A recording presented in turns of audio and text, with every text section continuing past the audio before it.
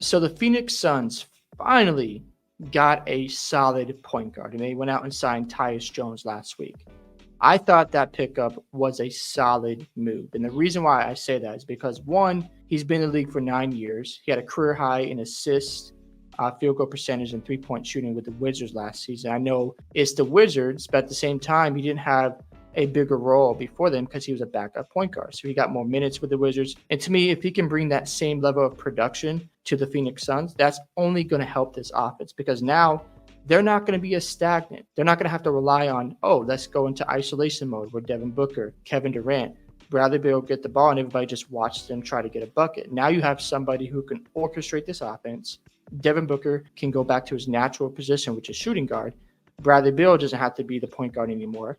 You've got a guy in Tyus Jones. Also, Monte Morris can bring some playmaking as well. And this can help out the Suns because now their offense is less predictable. When it came to the fourth quarter, they were one of the worst scoring teams out there because when you don't have somebody who can run plays, who can execute and get this team organized, you're going to look sloppy. You're going to look out of place. So I think having Tyus Jones is a good step in the right direction. So when I look at Tyus Jones on the Phoenix Suns, it's got a lot of potential. Now, I think the most important part is figuring out your rotations because I think Bradley Beal should come off the bench. And the reason why I say that is because if he plays with a second unit, he's going to have a lot of mismatches to go to work on offense. I think if you play Tyus Jones, Bradley Beal, Devin Booker, and Kevin Durant all at the same time with a combination of Bol, Yusuf Nurkic, or Mason Plumlee, I think it's a weird rotation because Kevin Durant, Devin Booker, and Bradley Beal do kind of the same thing. So it's too predictable.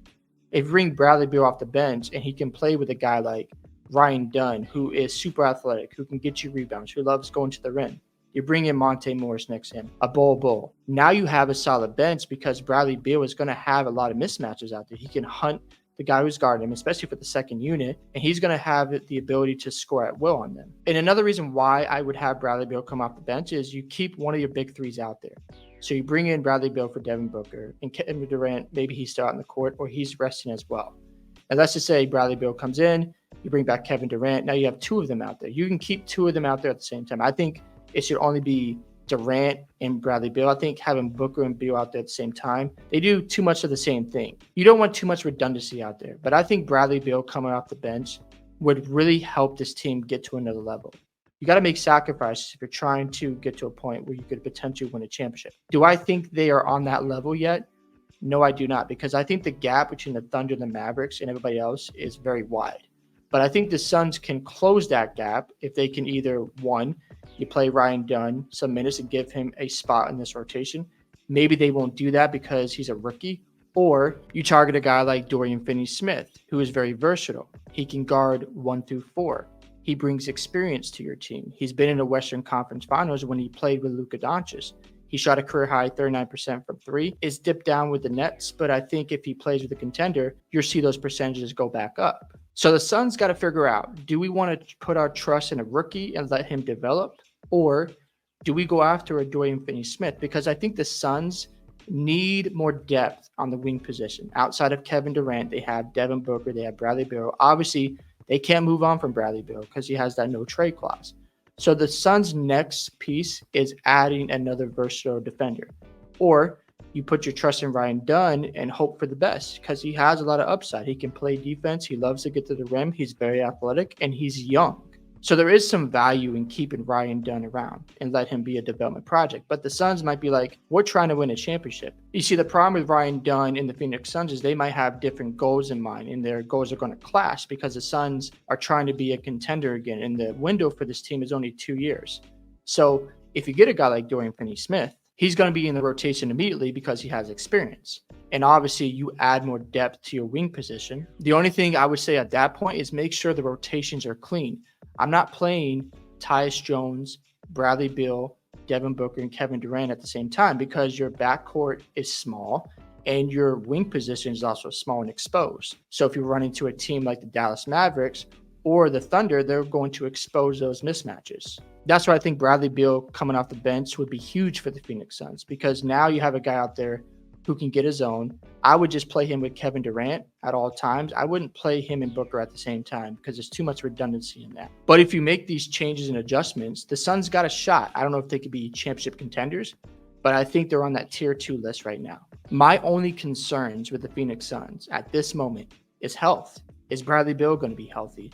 Is Kevin Durant going to be healthy? Is Booker going to be healthy? He's had his injuries in the past. If they can stay healthy and build some chemistry and get to a point where they're a top 4 seed in the Western Conference, you got to give them a puncher's chance. Now, if they end up starting Bradley Beal, I think that's going to be a mistake. And I think they will make those adjustments and realize right away, we need to bring Bradley Beal off the bench so he can spark our unit. And if you have a guy like Bradley Beal playing alongside Monte Morris, Bol, Ryan Dunn, that could be a really good bench. Another thing to remember is Tyus Jones has played with Josh Okogie and Grayson Allen, so there is some chemistry between those players.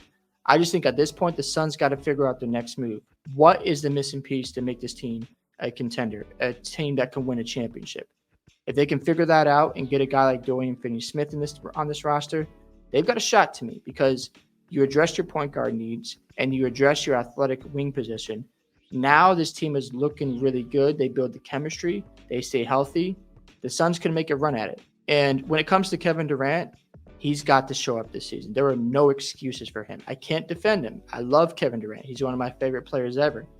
But at the same time, we need a really good playoff run from Kevin Durant, whether it's get into the Western Conference Finals or the NBA Finals. If he gets to the NBA Finals, that is going to help him a lot.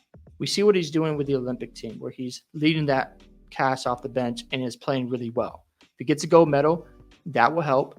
But if he comes into next season and has a really good regular season, gets him like a top 4 seed, and they make a deep playoff run, that is going to help him a lot. But again, we'll see. It's always something going on with Kevin Durant. Just don't get swept again, because if that happens, yikes, that's going to get really nasty, especially if it happens in the first round again. That is going to be very hard to overcome. So right now the Suns, they're in a good spot. They've made some good moves to improve this roster.